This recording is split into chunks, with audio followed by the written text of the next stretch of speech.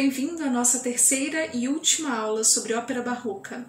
Sou Rosane Queiroz, cantora lírica, e este é o nosso terceiro encontro de uma série de 3 aulas, onde estamos tratando sobre a ópera barroca. Estou aqui hoje para falar a respeito da área da capo no período musical barroco, especialmente na ópera, suas origens e suas características. Na cidade de Nápoles, no sul da Itália, havia 4 conservatórios, grandes professores de música e um vasto número de cantores talentosos, especialmente os jovens rapazes castrados, popularmente conhecidos como castrati. As áreas da capo eram compostas especialmente para eles. Os castrati eram meninos que passavam por um processo de castração com o objetivo de manter a voz aguda e, ao mesmo tempo, robusta. Muitas pessoas da época ficavam impressionadas com as habilidades vocais destes cantores, considerando algo além do natural, além do humano.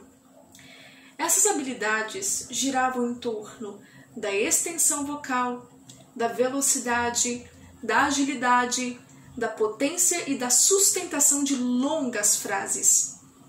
Um dos castrati mais famosos da época foi o italiano Farinelli.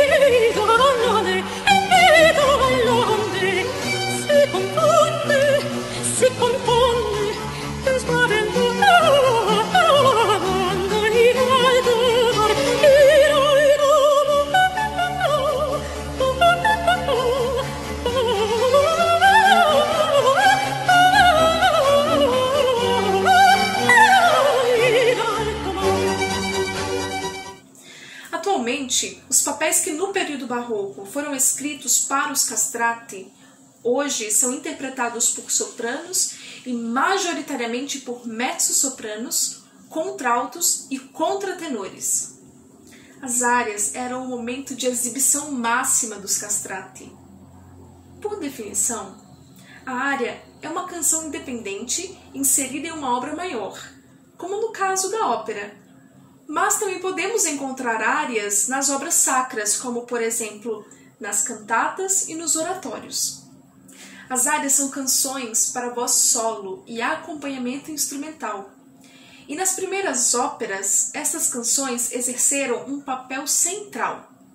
Em termos de comparação, assim como os recitativos servem aos diálogos de uma cena, as áreas foram inseridas na ópera com o intuito de evidenciar os sentimentos das personagens, descrevendo seus conflitos internos. É comum que nos recitativos seja explorado o uso das sílabas sobre as notas, onde raramente o mesmo texto se repete. Poderíamos dizer que o recitativo é um canto mais silábico. Já nas áreas, é comum haver um texto composto por poucas frases, onde o compositor insere melismas sobre apenas uma vogal de algumas palavras do poema. E estes melismas podem ser bem longos, ou seja, mais importa nas áreas em como a melodia expõe o afeto proposto no poema do que o texto do poema em si. O próprio cantor também pode realizar melismas de modo improvisado em determinado momento na área da capo. A área da capo foi uma das formas mais influentes de área na música do século XVIII. O termo da capo significa da cabeça, ao começo. Lembra que em nossa primeira aula citei que a arte do improviso é uma das características predominantes do período barroco? Pois bem, em certo momento durante a área da capo, a música volta ao seu início, porém é dada ao cantor a liberdade de ornamentar as melodias que irão se repetir. Estas áreas têm a função de mostrar 2 sentimentos distintos que se encontram dentro de uma mesma personagem.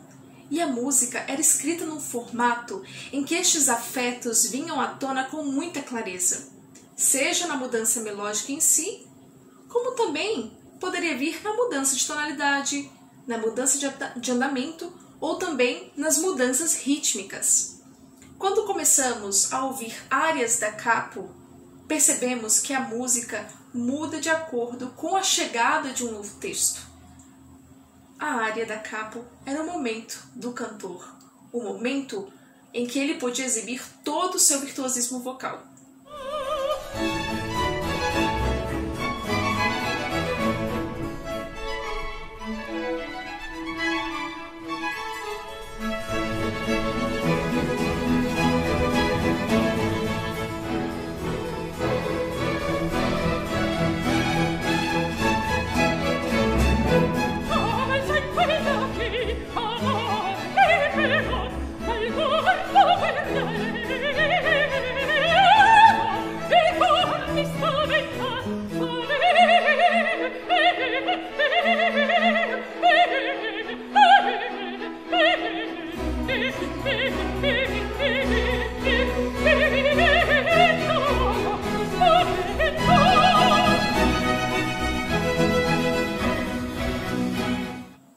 As áreas da capo possuem uma estrutura denominada A-B-A', composta de 2 seções em 2 estrofes, sendo que após a finalização do segundo texto, ou seja, a seção B, o cantor retorna para a seção A, justificando o termo da capo. Por isso, também é chamada de uma composição em forma ternária, neste caso, justamente por haver essas 3 partes. Neste retorno à seção A, o qual chamamos de A', é o momento onde o cantor encontra liberdade para improvisar em cima da melodia primeira. A seção A e a seção B possuem características contrastantes, que têm por objetivo imitar e externar o conflito emocional da personagem entre 2 afetos. Um excelente exemplo de área da capo é a área Piangerò la sorte mia, área da personagem Cleópatra, da ópera Giulio Cesare, de Handel. Nesta cena, Cleópatra, que somente ao final da ópera é declarada rainha do Egito, se encontra disfarçada de criada e lamenta as más atitudes de seu irmão e também rival, Ptolomeu. Ela canta esta área na presença de Júlio César, imperador romano, para convencê-lo a se vingar de Ptolomeu. Na seção A, é possível perceber este lamento, a tristeza de Cleópatra ao lembrar da traição de seu irmão. Já na seção B, toda a sua fúria, toda a sua sede de vingança.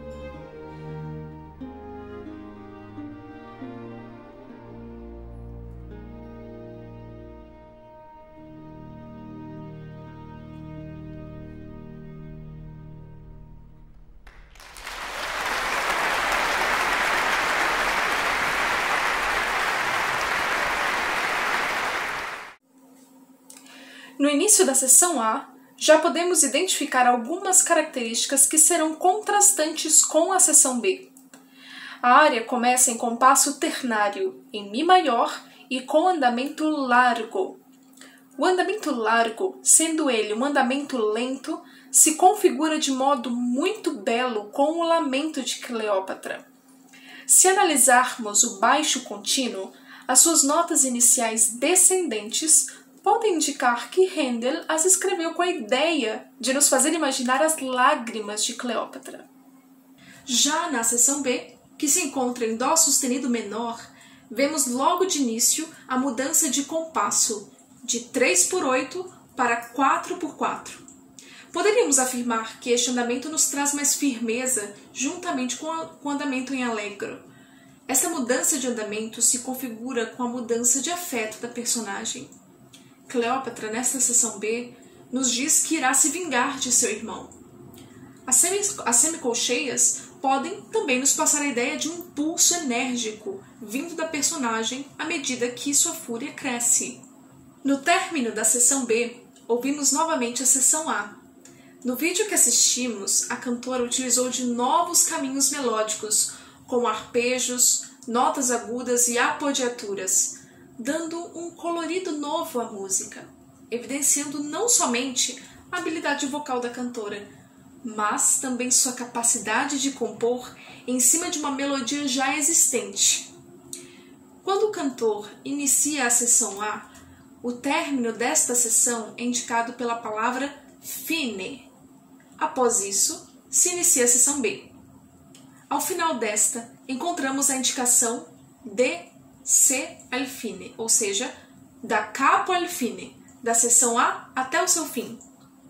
Por isso dizemos que a área da capo é uma forma em ritornello.